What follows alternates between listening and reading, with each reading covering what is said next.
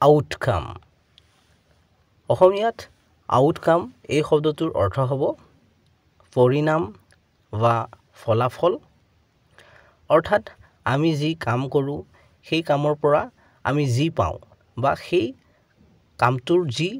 পৰিণাম বা ফলাফল হয় তাক ইংৰাজীত আউটকাম বুলি কয় অহা এই দুটা বাক্যৰ সহায়ত আৰু বেছি ভালকৈ বুজি লওঁ The outcome of their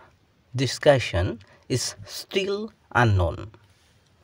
তেওঁলোকৰ আলোচনাৰ ফলাফল এতিয়াও জানিব পৰা হোৱা নাই She was happy with the outcome of her exam. তাইৰ পৰীক্ষাৰ ফলাফলত সুখী হৈছিল চেনেলটো ছাবস্ক্ৰাইব কৰি ল'বা কাৰণ এনে ধৰণৰ ভিডিঅ'বোৰ ইয়াতে পাই থাকিবা